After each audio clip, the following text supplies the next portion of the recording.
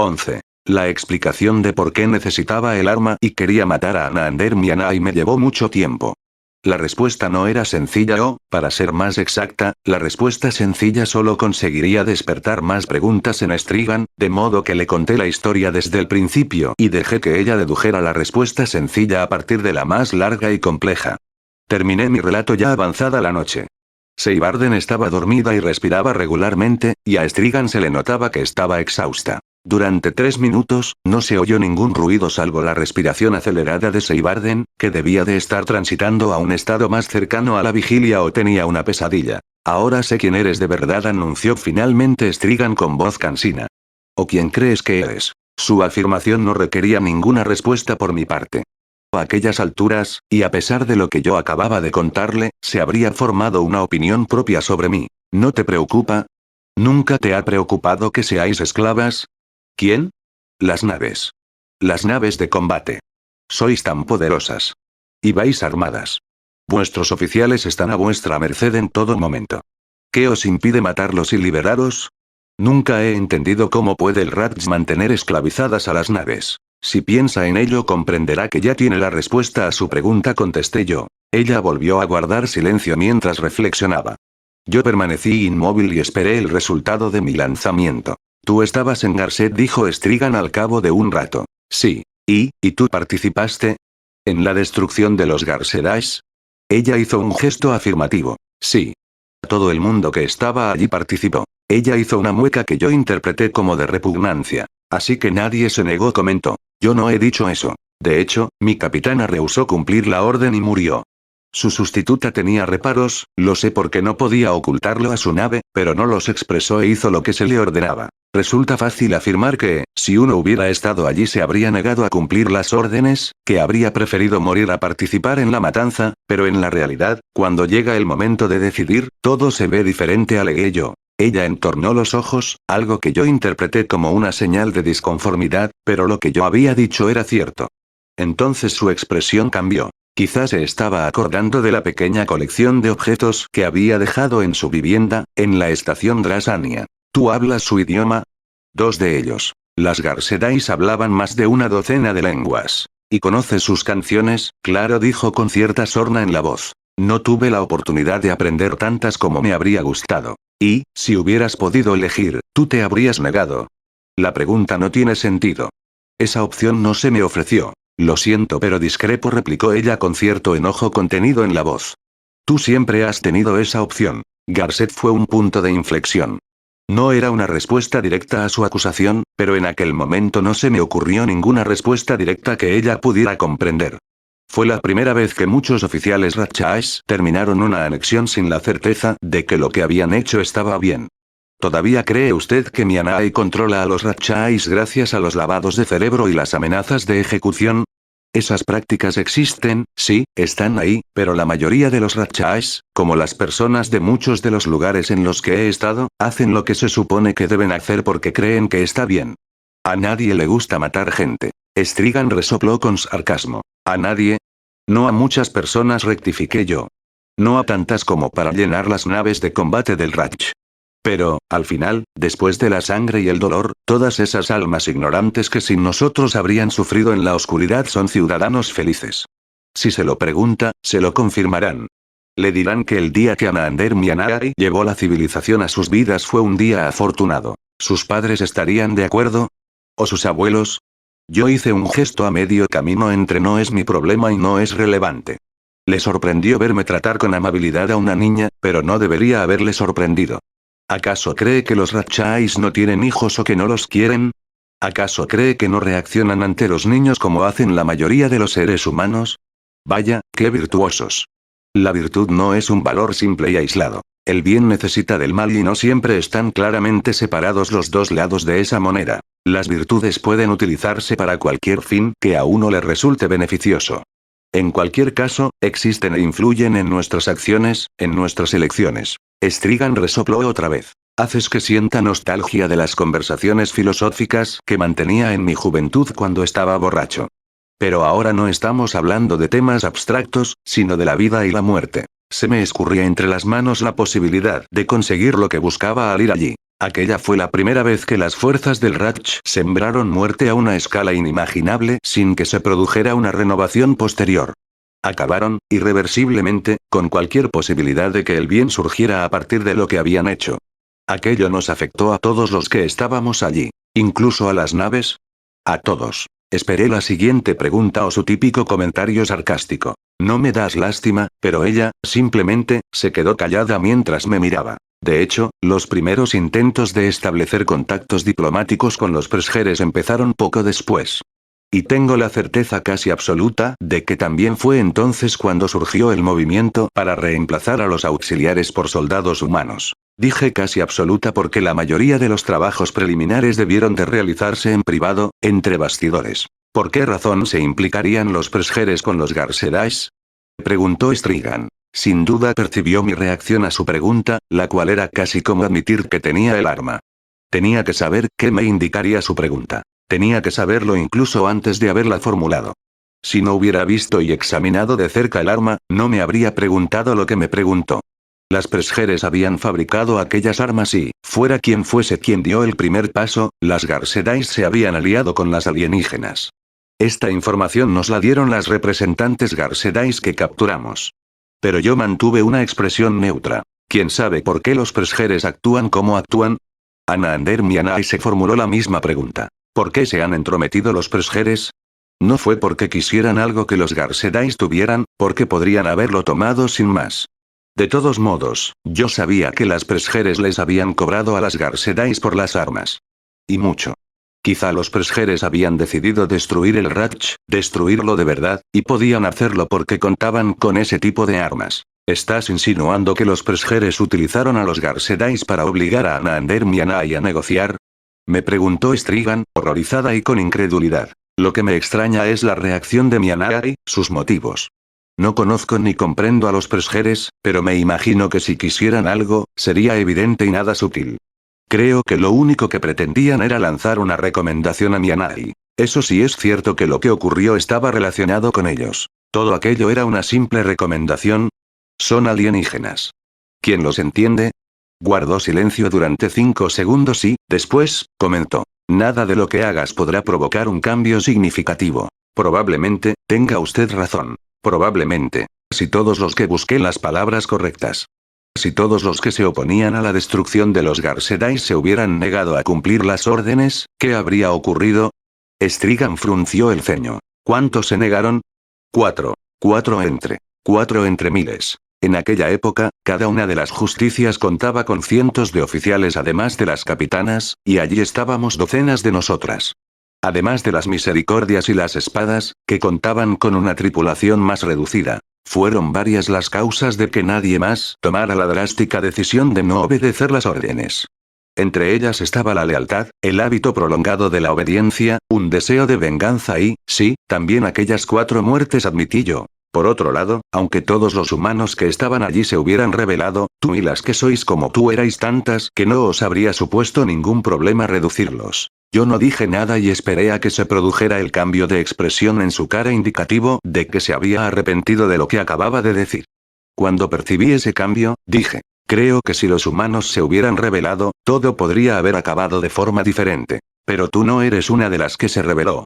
Exclamó con una vehemencia inesperada mientras se inclinaba hacia adelante. Seibarden se despertó sobresaltada y miró a Strigan con una expresión somnolienta de preocupación. Nadie más tiene dudas, afirmó Strigan.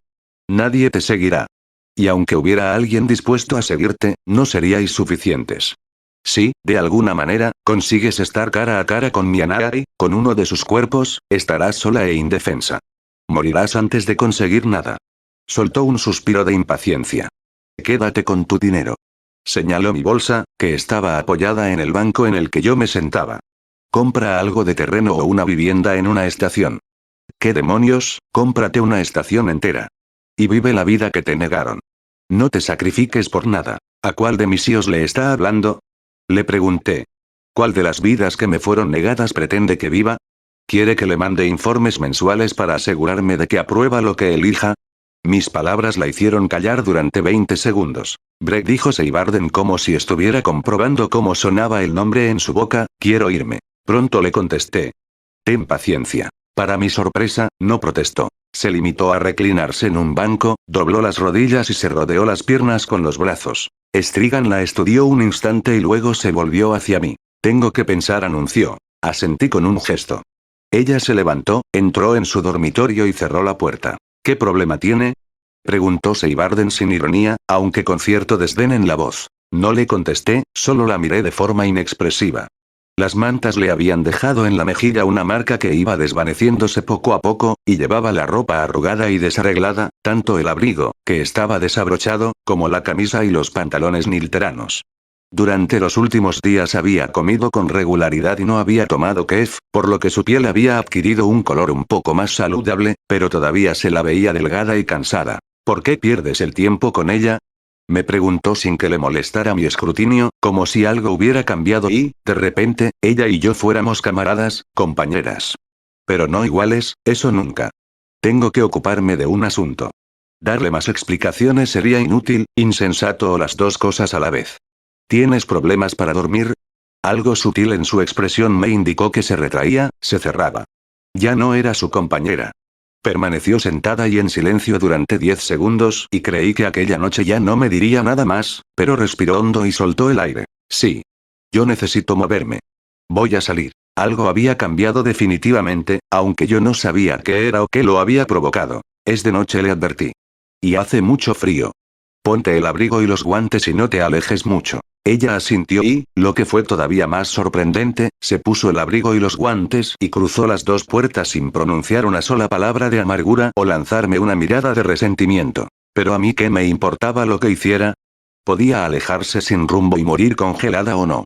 Arreglé las mantas y me tumbé a dormir sin esperar a ver si Seibarden regresaba sana y salva o no. Cuando me desperté, Seibarden estaba durmiendo en su camastro. No había tirado el abrigo al suelo, sino que lo había colgado junto a los otros al lado de la puerta. Me levanté, abrí el armario de la cocina y vi que lo había llenado con comida. Había traído más pan y en la mesa había un cuenco con un bloque de leche a medio derretir y, al lado, otro que contenía un pedazo de manteca de bovino. La puerta del dormitorio de Strigan se abrió con un ruido seco y yo me volví hacia allí. Él quiere algo, me advirtió Strigan en voz baja. Seibarden no se movió. Tiene un interés encubierto.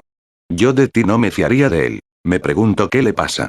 Metí un pedazo de pan en un cuenco con agua y lo dejé a un lado para que se reblandeciera. Pero no me fío de ella. Strigan se divertía. De él, corregí yo. Probablemente está pendiente de todo ese dinero que llevas encima, sugirió Strigan. Le daría para comprar un montón de kef. En ese caso, no tiene nada que hacer, porque es todo para pagarle a usted. Salvo la cantidad que reservaba para pagar mi pasaje en el ascensor espacial y un poco más para emergencias, lo que, en mi caso, seguramente también incluiría el pasaje de Seibarden. ¿Qué les ocurre a los adictos en el Ratch?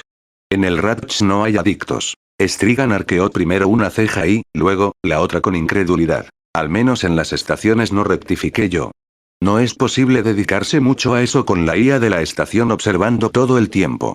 En un planeta es diferente, porque son demasiado grandes para mantener a todo el mundo vigilado permanentemente. E incluso en ellos, cuando se llega al extremo de que la persona no funciona, la reeducan y, por lo general, la mandan a otro lugar. Para no avergonzarla. Para ofrecerle un nuevo comienzo, un nuevo entorno, un puesto nuevo. Aunque, si alguien llegaba a un lugar muy lejano para ocupar un puesto que le podrían haber asignado a cualquier otra persona de la localidad, todo el mundo sabría por qué estaba allí. De todos modos, nadie cometería la torpeza de comentarlo de forma que ella lo oyera. Se pregunta por qué los Ratchais no tienen la libertad de acabar con su vida o la de sus conciudadanos. Yo no lo habría expresado de esa manera. No, claro que no. Strigan se apoyó en el marco de la puerta y cruzó los brazos sobre el pecho. Para querer un favor y, además, un favor absolutamente descomunal y peligroso, no paras de atacarme. Las cosas son como son, le indiqué con un gesto. Y, por lo que he visto, tratar con él te da rabia. Ladeó la cabeza en dirección a Seibarden. Aunque, en mi opinión, es comprensible. A mis labios acudió la frase no sabe cuánto me alegro de que lo apruebe, pero no la pronuncié.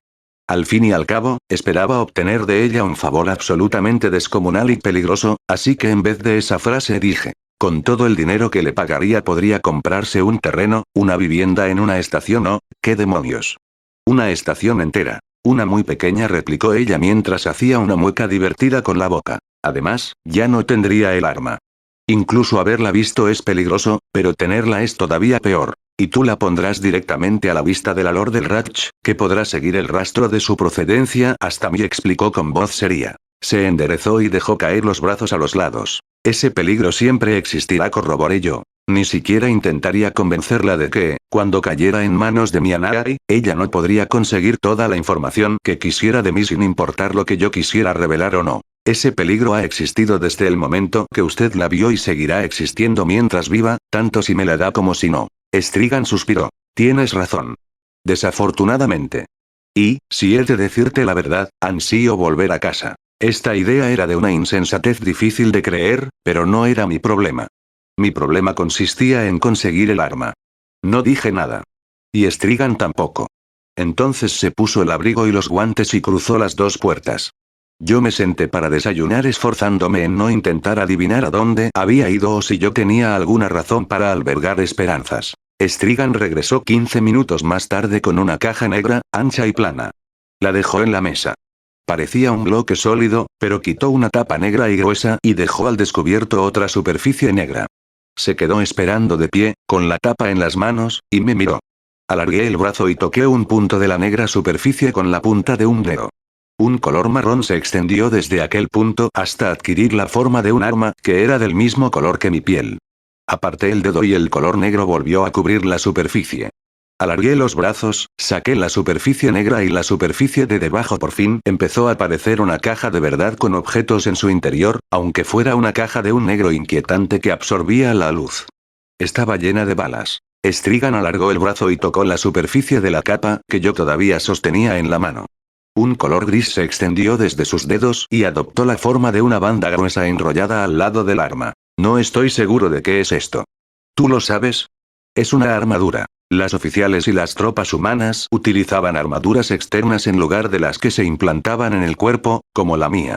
Sin embargo, 1000 años atrás, todo el mundo las llevaba implantadas. La caja nunca ha activado una alarma ni ha aparecido en ningún escáner por el que yo haya pasado. Eso era lo que yo quería, poder entrar en cualquier estación Ratchai sin que nadie supiera que iba armada, poder estar en presencia de Anander Mianai y llevar un arma sin que nadie se diera cuenta.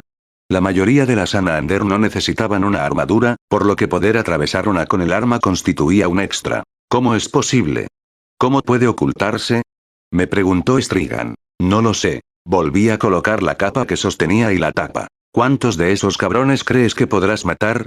Aparté la mirada de la caja, del arma, del insólito objetivo de casi 20 años de esfuerzos. Un objetivo que ahora tenía delante de mí, sólido y real, al alcance de la mano.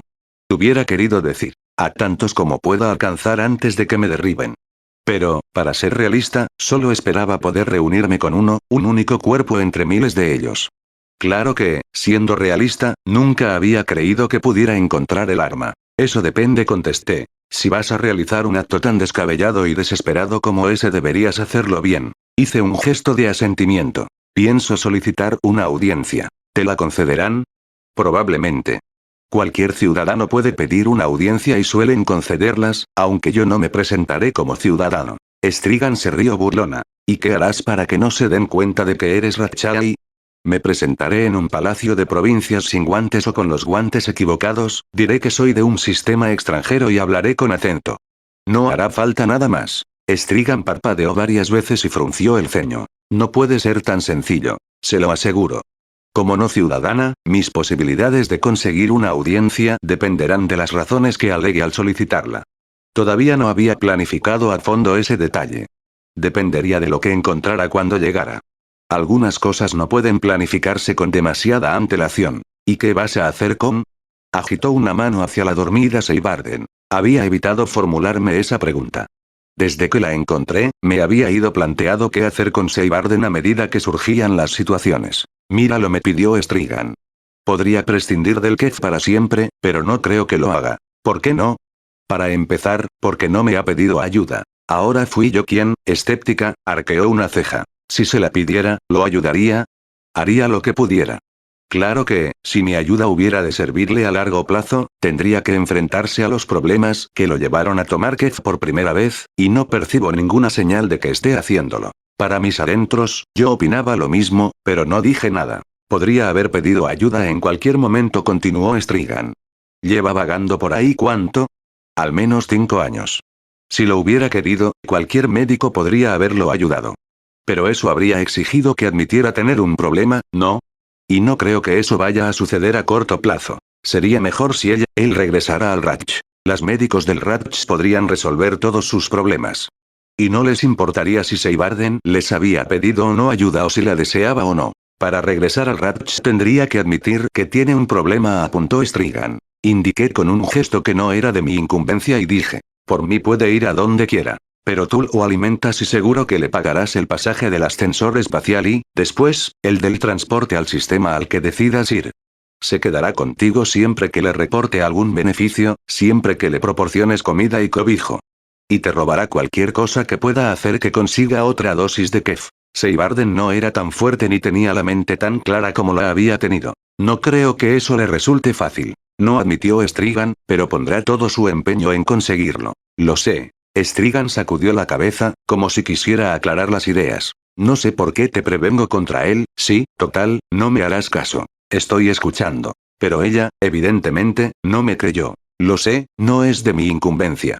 Tú, limítate a empezó señalando la caja negra. Limítate a matar a tantos Mianai como puedas. Y no lo pongas sobre mi pista. ¿Se irá de aquí? Le pregunté. Por supuesto que se iría. No tenía por qué contestar una pregunta tan estúpida y no se molestó en hacerlo. Regresó a su dormitorio sin decir nada más y cerró la puerta. Yo abrí mi bolsa, saqué el dinero, lo dejé encima de la mesa y metí la caja negra en su lugar. La toqué tal y como había que hacerlo para que desapareciera y pareció que en la bolsa no hubiera nada más que camisas dobladas y unos cuantos paquetes de comida deshidratada. Después, me acerqué a Seibarden y le propiné un puntapié con la bota. Despiértate. Ella se sobresaltó, se sentó de golpe y se reclinó en el banco más cercano mientras respiraba con agitación. Despiértate, repetí. Nos vamos.